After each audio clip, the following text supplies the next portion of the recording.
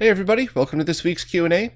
I'm recording these Thursday late afternoon, so I think there's enough time for all the questions to have come through. So let's jump in and see what we got. First up, Richard Webster said they're using a VGA cable on their Xbox 360, and it'll be going into an Extron VGA switch, but the cable is short by 1 to 2 meters.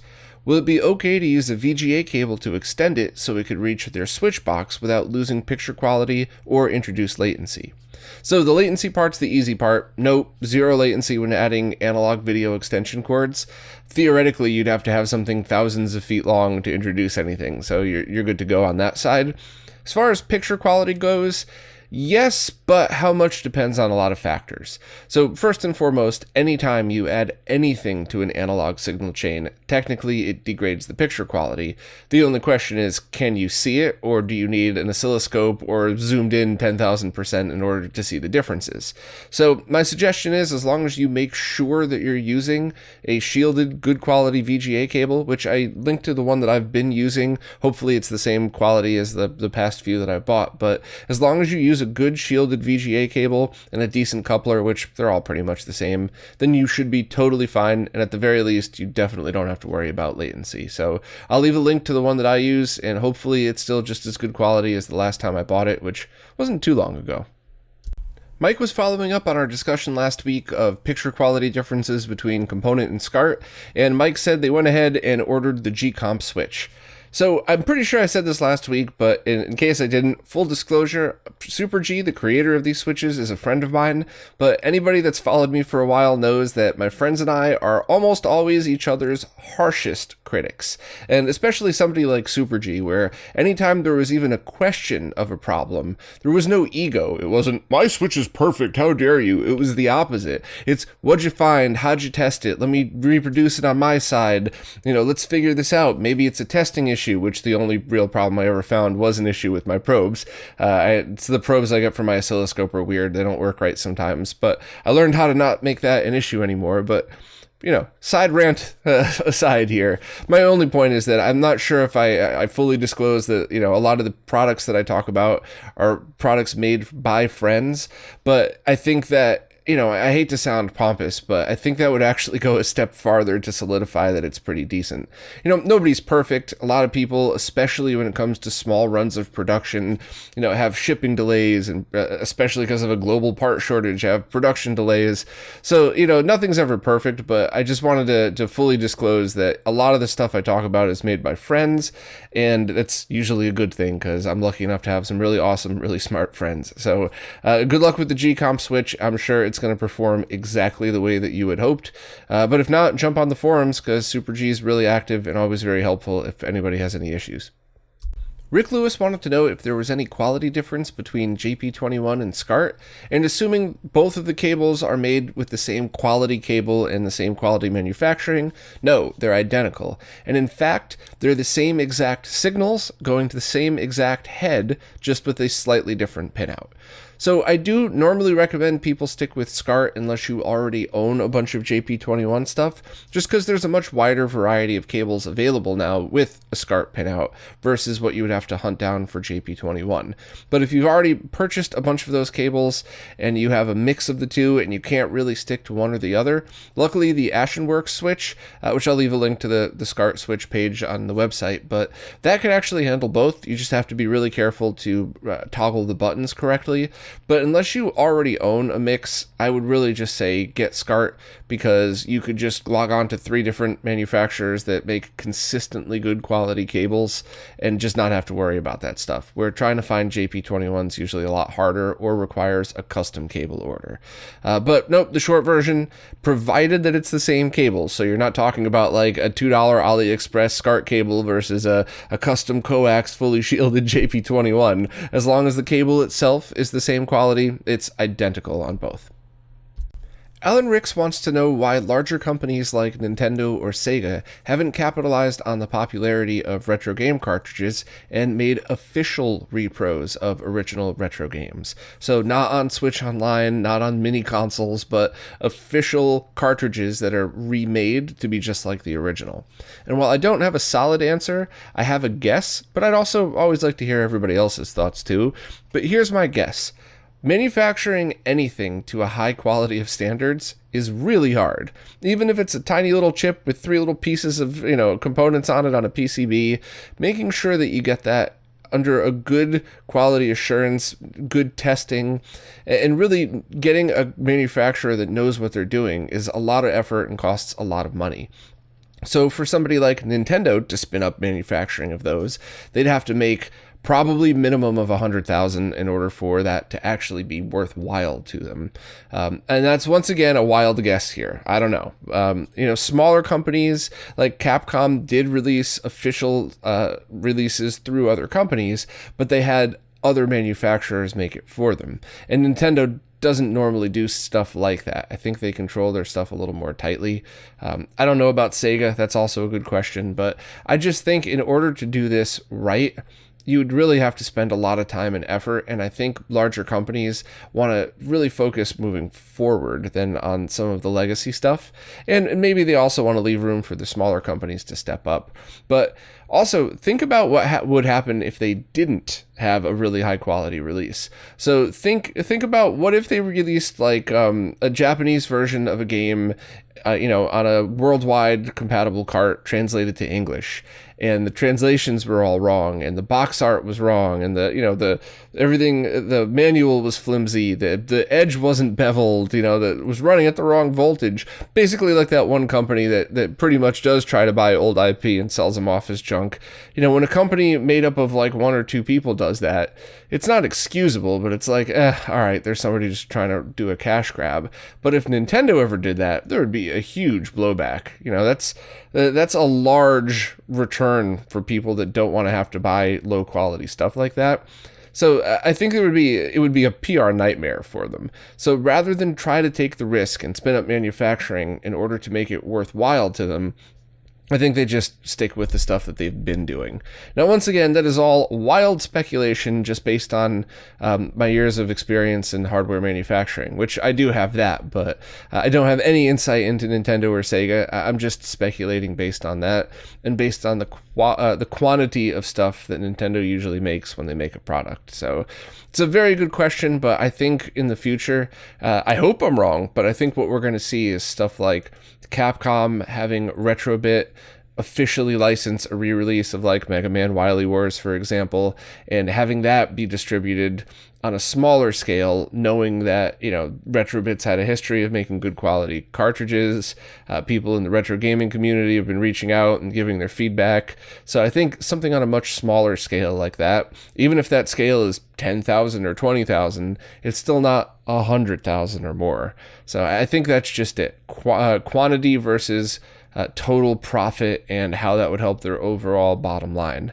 Whereas I think Nintendo now, like if they make a forgot what do you call those things, those little figurines that they used to sell all the time. If they make a new one of those, they could probably sell 200,000 of them, and they make a giant profit off of it. And the QA is basically just, do they look okay, or the colors right? So that's just my guess. But if anybody else has any info or any thoughts, I'm always interested in other opinions on that stuff. A few questions from Finney. First, why do so many pinout diagrams online show the Nintendo multi-out as having mid and side audio rather than left and right? Is this actually a thing, or did they just get this wrong? I honestly don't know, and to be perfectly honest, the only diagrams I've been using for years now are the ones I made. I believe I first saw them on GameSX.com, and then I took pictures myself that were a tiny bit higher quality at the time, added, in MS Paint, the different letters, and since then I've been using my own because I've done mods with those diagrams for so long. I know they're right because otherwise I would have modded like 50 consoles the wrong way. So yeah, I don't know. I don't remember seeing it like that, but maybe it was a thing. I'm not really sure. I just usually stick to the guides that I have on RetroRGB now. Next, for C-Sync attenuation on SCART, is any final peak-to-peak voltage between 300 millivolts and 1 volt acceptable? I believe it's actually closer to like 220, and I would say like 950 millivolts. And remember, that's under 75 ohm load, so if you're doing any kind of tests on an oscilloscope, it has to have 75 ohm termination on it. But that should be fine as far as a wider scope of things. A lot of the mods that I'm a part of, we try to aim right in the middle of that. just for the heck of it. Some of them ended up being much lower and being at like the 260 range, but there's nothing wrong with that. We're just trying to cover the wide variety of stuff that you could be plugging this into. So that's why we normally try to aim right for the middle. You're also wondering if SNES C-Sync cables can safely be used on both a stock SNES and something with Bordy's board outputting a higher peak-to-peak voltage. Yeah, it should. If you wanted to test, I'll leave a link in the description to the page on the website with all of the different oscilloscope videos that I made. Most of them are involving Steve from HD Retrovision because he's way smarter than me and I picked his brain for all that stuff. So you could test if you wanted, but Bordy's got a scope too. I'm pretty sure he verified that it was within safe voltage. I would not want to go over 1 volt because I think the max for a lot of the chips that are used is like 1.2 volts. But I would always go under that because the spec that I just spit out is a specific type of chip that's used in a few of the products that are out now, but that doesn't cover all SCART products, where if something is built to spec between like 250-ish and 950-ish would be safe, assuming it's built to spec. So I don't know if you would ever need to tweak the output of Bordy's board. I would just double and triple check on a scope if you had one. Oh, and is there a guide anywhere to checking the RGB output of a console on a scope? Yeah. The only thing you have to remember is you need 100% color bars or a white screen. 240p Test Suite has both. The HD Retrovision test software also has that. Both are free, so as long as you have a way to boot a ROM, you should be able to do it. And I definitely recommend checking out those scope videos because if it's one of these situations where you're going to do 1 or 2 mods, then you probably don't need it. If you're a nerd and a tinkerer like me, then you might want the extra tools. But if you plan on doing a few different types of mods and learning about video signals, it's a really fun and neat tool to have. And it's always just such a cool peace of mind, especially when I do things like, all right, let me grab my arcade board, let me get everything set up, and let me set the audio voltage to the exact voltage level that it should be to prevent any kind of clipping. And when I throw it on the scope and I have it exactly where I need it to be, it's just a good feeling. Because even if you have one of the newer super guns that protects against overvoltage, you still might get some clipping, which isn't going to hurt anything on those newer super guns, but it distorts the audio. So it's just very cool to be able to flip on my scope and test that stuff.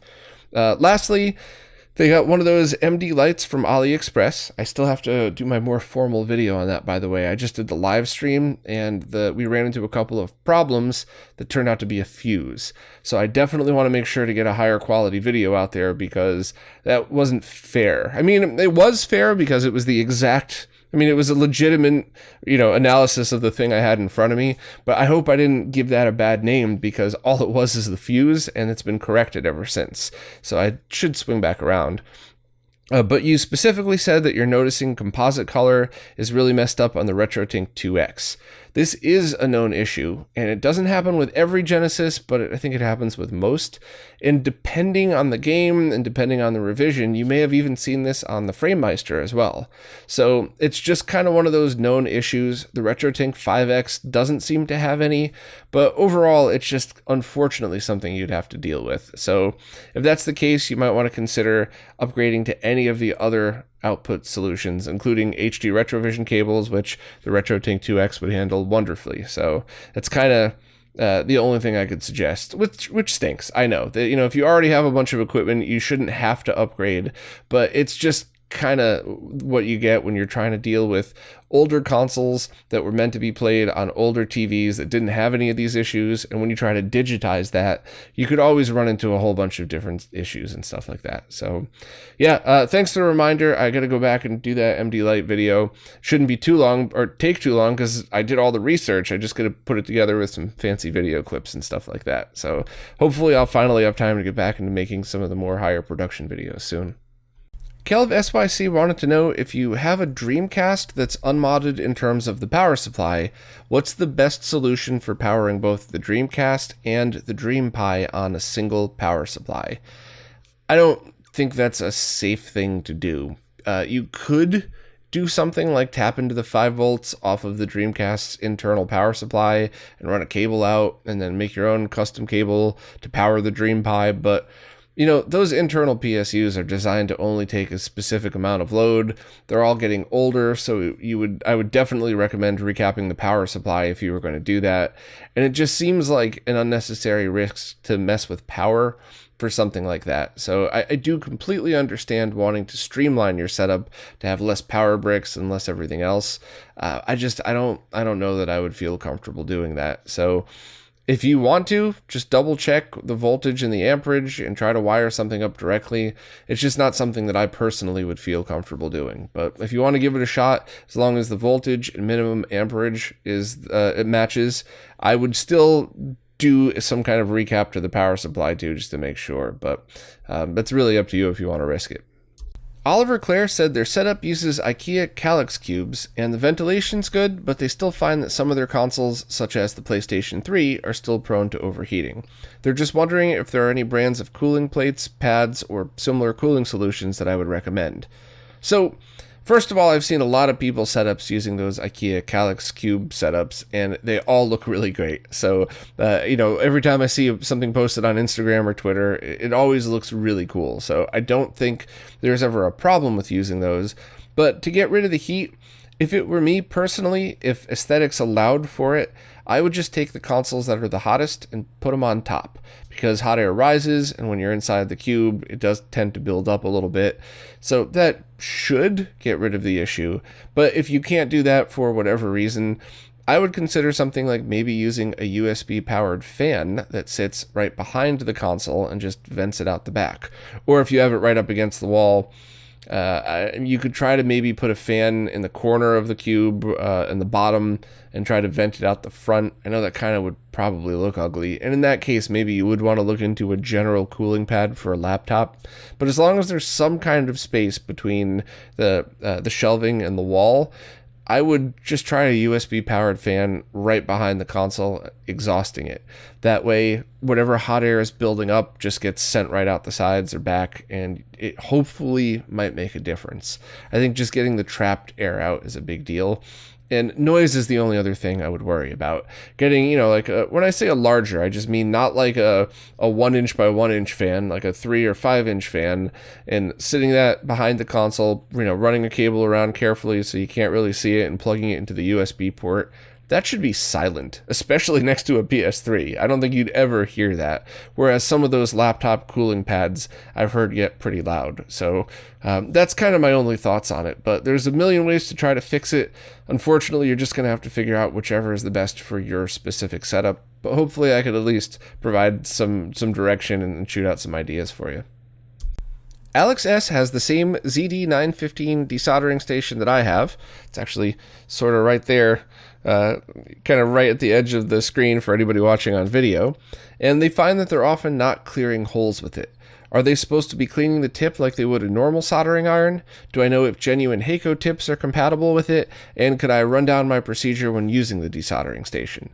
Well, I'm not sure if the Heiko tips are compatible, but I'll gladly run through my procedure because it's something that I learned the hard way.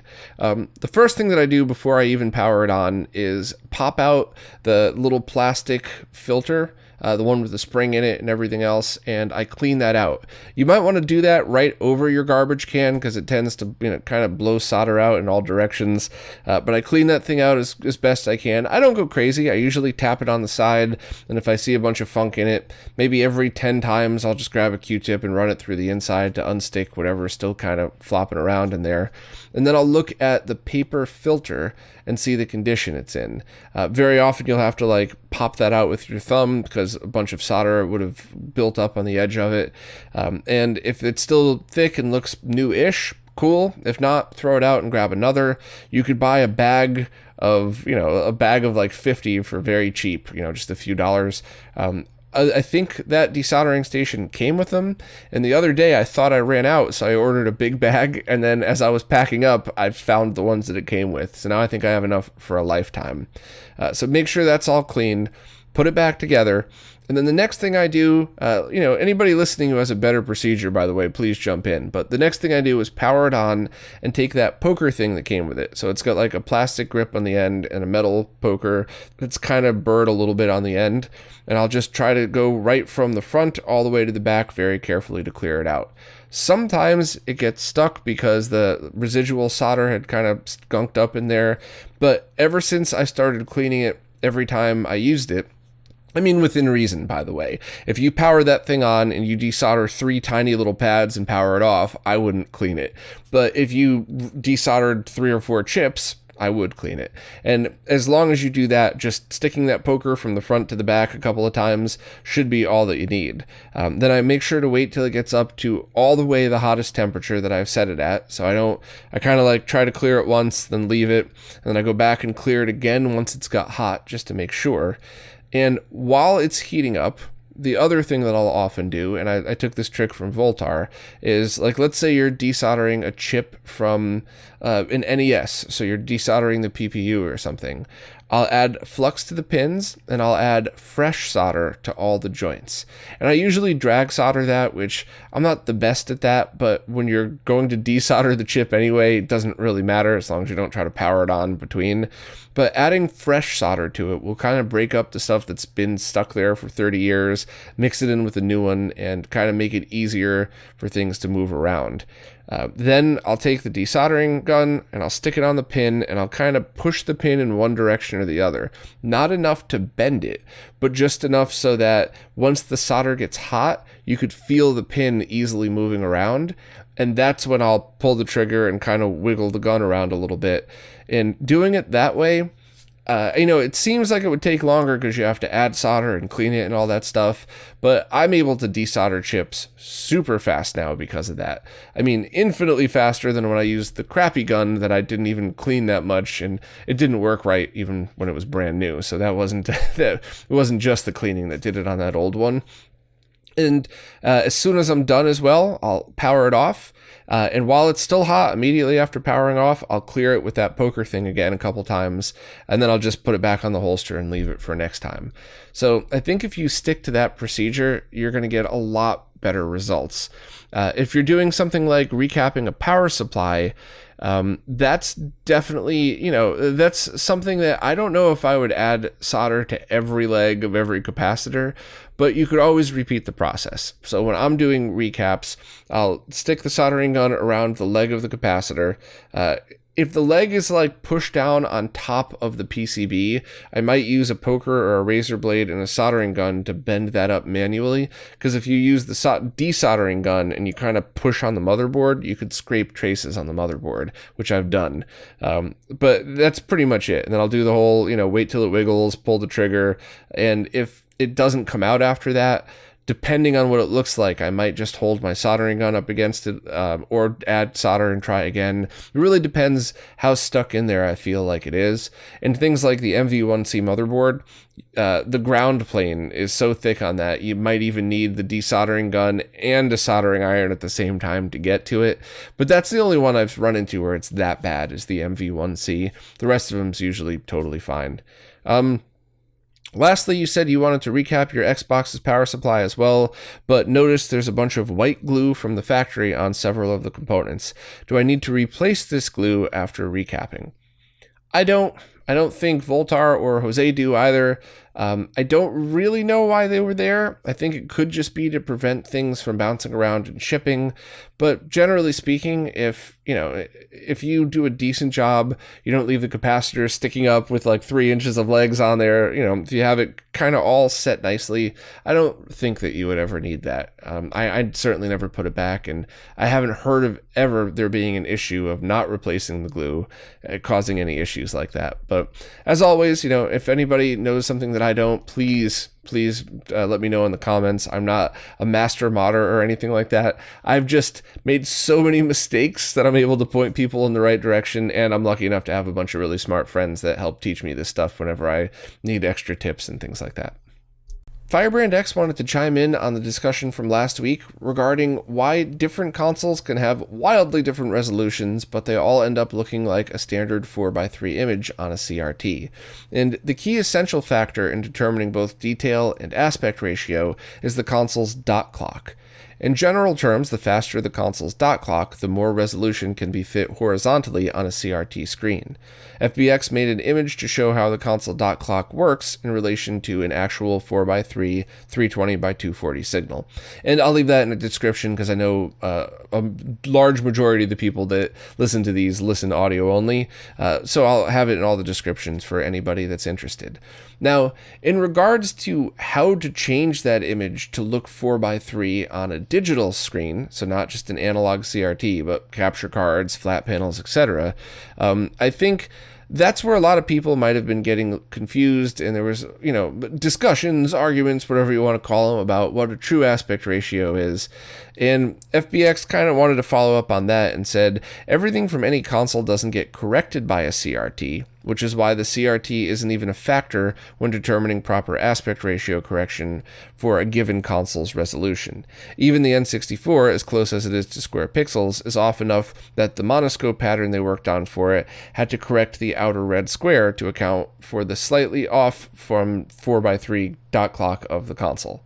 So what this really gets into is a lot more of the technical side of things. And I still, respectfully to you, FBX, like my answer from last week in general terms. FBX's technical answer is way better from a tech perspective. But how you saw these games is really how the best way to play them is. Unless you're stretching 4x3 to 16:9, and then you're crazy like Ian, the historical nerd. But other than that, I think, because I know a lot of people that grew up playing like SNES on emulation, and they played with square pixels, which looked totally different than how I played on just a regular TV in my parents' living room and stuff like that. And I don't think there really is a wrong way when it comes to that. The only thing that I ever really get annoyed with, here's where my OCD comes out, is whenever there's a historical video. So something that's supposed to be a direct representation of how the games looked. I always feel like some effort should be made to getting as close to what you would see on a CRT as possible, but I don't need to obsess about that. I only get annoyed when it's like square pixel 8x7 super narrow aspect ratio when you're trying to demonstrate what it looked like in the 80s and 90s. I think anything that's close to 4x3, just my opinion by the way, I think anything that's close is more than good enough for playing. And I think there are some situations where going square pixels would, like with 320 and 1080p 5x, it's a little bit fatter than you would expect, but it fills up way more of a flat panel TV, and you get certain things like the moon is an actual circle, not an oval in Castlevania, things like that.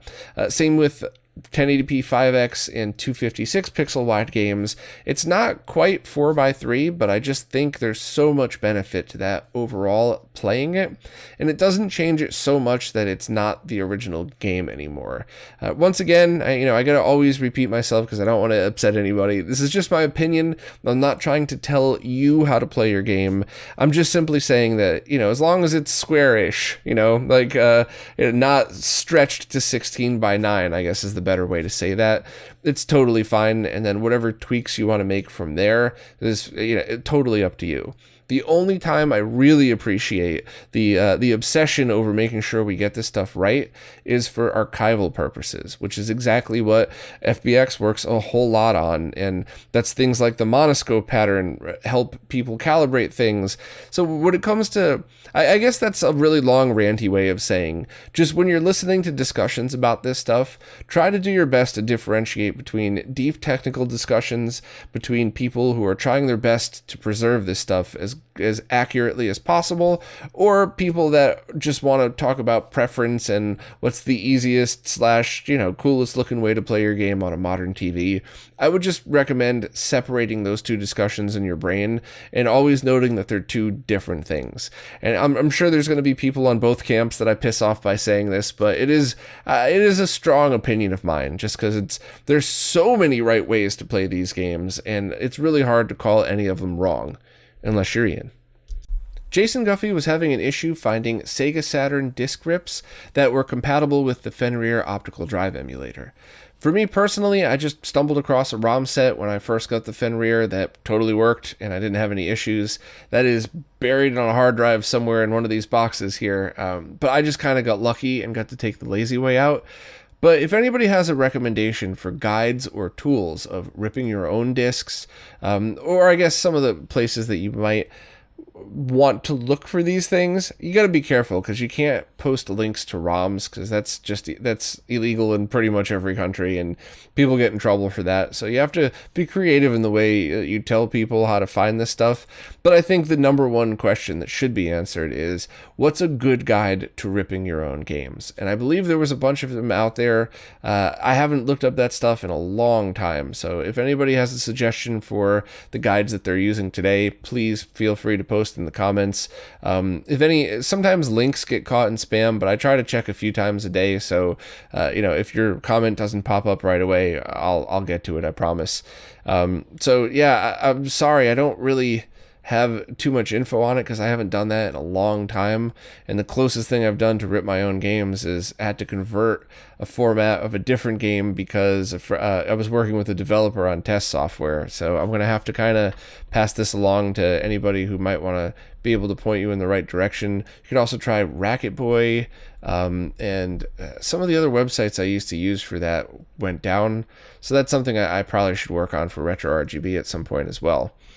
On a related note to Fenrir, who do they contact for support on the device? I would start with whoever you bought it from. Respectfully, just know that they can't give you links to ROMs or anything like that, but maybe they would have links to any kind of conversion software, and maybe they would be able to point you in the right direction for compatibility issues. I guess you said you had a problem with Disc 2 of the Grandia translation. I believe 8-Bit Mods has a compatibility list. I haven't checked it since it was released, but you might want to just reference that one. And lastly, how do I recommend they play Japanese games on a US PS2? They have a FreeMcBoot memory card, but don't have any hardware mods. Is there something they could do in software, or do they need to mod the system? They usually use a slim PlayStation 2, but they have fat ones they could bust out if need be. So every time I've played Japanese games on US PS2, it was always the same thing.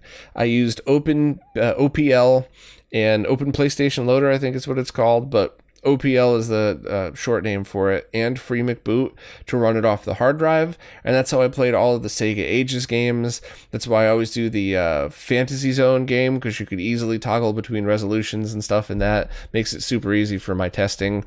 So I think that's really the easiest way, and I'm a big fan of that, because even if you own the Japanese game and you really wanted to play the disc, your choices are to buy a Japanese PS2 and import that, or to install a really complicated mod chip in your PS2 that's a really hard mod, or just rip the game or download a rip of it, drop it on a hard drive, and kind of go from there. So it's always my go-to for stuff like that, just because I find it to be so much easier, even when I own the games. The only thing is, as with everything, you might run into some learning curves when you first start doing that, because you have to load up Windows software, you have to plug the hard drive into your computer, and then you don't just dump the ISO onto it, you have to use software to load the game on. So it's one of those things where the first time you do it, you're probably going to be pulling your hair out for an hour, and then once you get into the flow, the next time you need to add a game, it's going to be as simple as like, all right, unplug the hard drive, plug it into the USB converter, because as a former IT nerd, I have a stack of like USB to hard drive adapter, or hard drive to USB adapters. So you just plug that in, load up the software, dump your ISO onto it, plug it back into the PlayStation 2, and you're done. The other thing you could do if you're a fellow IT nerd is set up network attached storage and just stream the games over your local network to the PS2. And that's something that you might even be able to do with your PS2 Slim, but I personally have not got it working yet. The Girl Geek did, Dan Mons did, and I just haven't had time to finish. I set up a basic share, and then I went, all right, I bet you I'm missing one small thing because it's not showing up. I'll get back to it tomorrow. And that was 6 months ago. So that is something that, there's going to be a much higher learning curve for that. But if you're comfortable working with networking and stuff like that, that would be a great solution that would work on any PS2 that has a network jack in it. So certainly something to consider, but hopefully I was able to sort of point you in the right direction for this stuff. Sorry this week's answers weren't solid ones, but hopefully they helped a little. Richard Webster has a VGA monitor and an Extron VGA switch that both use standard 3-pin AC power cables, so the same thing that you would find in the back of a PC or a PC monitor. Richard wants to know if it's okay to power both of these using a power lead splitter that has one AC plug but two connectors. And the specific one Richard linked to basically is like an AC cable Y cable. And I think 99% sure that if you plug this in and there's no interference and you don't have any immediate issues, that it should be totally safe.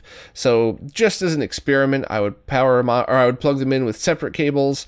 Look at a title screen of your favorite game so that you could immediately tell if something's off. Power it down, plug it in using this, and if there's no interference, then it means there's probably no ground issues and you're fine. If anybody has anything else to add about that, please let me know. But as far as I'm concerned, and as far as everything that I've been taught, most of the power strips that we use are essentially just this. And in fact, even many of the ones that are labeled surge protector are essentially just power strips, one AC in, just wired up to a bunch of different outlets going into it. And whereas something like this just is very blatantly a Y cable and, doesn't have a label on it like that.